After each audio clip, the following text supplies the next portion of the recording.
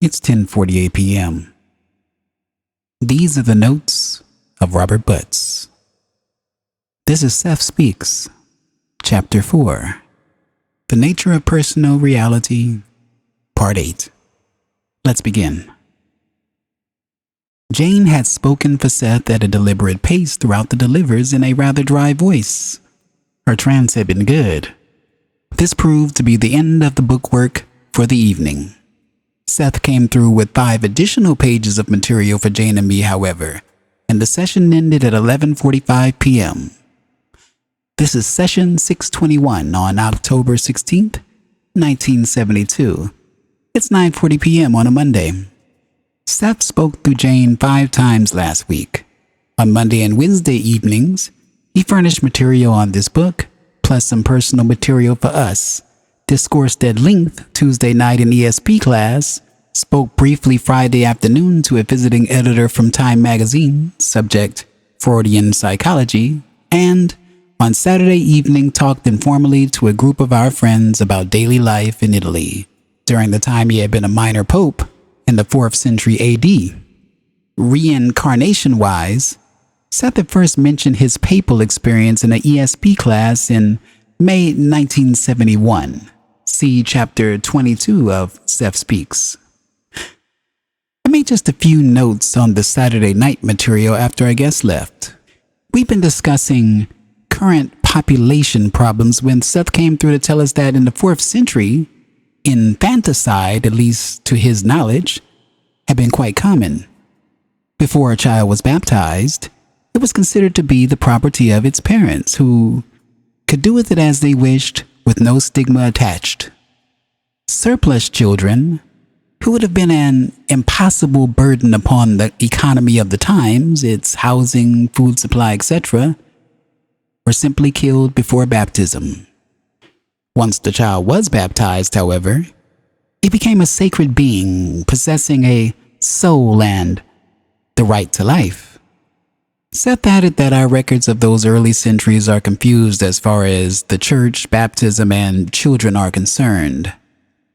There was quite a bit more to the session, but I didn't think my memory of it was clear enough for accurate notes.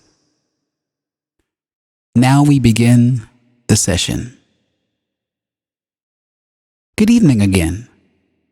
Good evening, Seth. I am not minimizing the importance of the inner self. All of its infinite resources are placed at the disposal of your conscious mind, however, and for your conscious purposes. There has been, on the one hand, a too great reliance upon the conscious mind, while its characteristics and mechanisms were misunderstood. So that proponents of the conscious reasoning mind above all theories advocate the use of intellect and reasoning powers while not recognizing their source in the inner self. The conscious mind was therefore expected to perform alone, so to speak, ignoring the highly intuitive inner information that is also available to it. It was not supposed to be aware of such data, yet. Any individual knows quite well that intuitive hunches, inspiration, precognitive information, or clairvoyant material has often risen to conscious knowledge. Usually, it is shoved away and disregarded because you have been taught that the conscious mind should not hold with such nonsense. So you have been told to trust your conscious mind, while at the same time, you were led to believe it could only be aware of stimuli that came to it from the outside physical world. On the other hand, there are those who stress the great value of the inner self, the emotional being, at the expense of the conscious mind. These theories hold that the intellect and usual consciousness are far inferior to the inner unconscious portions of being, and that all the answers are hidden from view. The followers of this belief consider the conscious mind in such derogatory terms that it almost seems to be a superfluous cancer that sprouted like a growth upon a man's psyche, impeding rather than aiding his progress in understanding.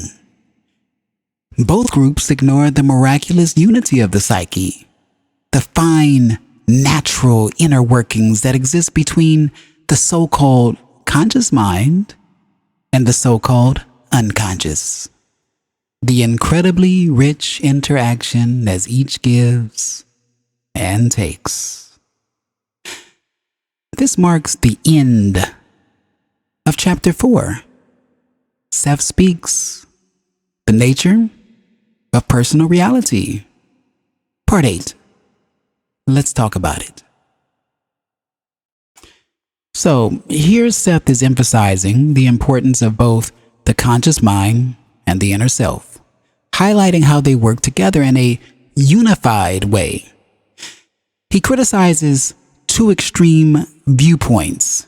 One, that overemphasizes the conscious mind's role, ignoring its intuitive capabilities, and another that elevates the inner self at the expense of the conscious mind, portraying it as inferior. Ultimately, in this passage, Seth is stressing the need to recognize the harmonious interaction between these aspects of the psyche and their shared resources for a more comprehensive understanding of human consciousness. If you've enjoyed this reading, please consider giving it a like, sharing with a friend, and of course, subscribing for more. What did you think about this particular passage?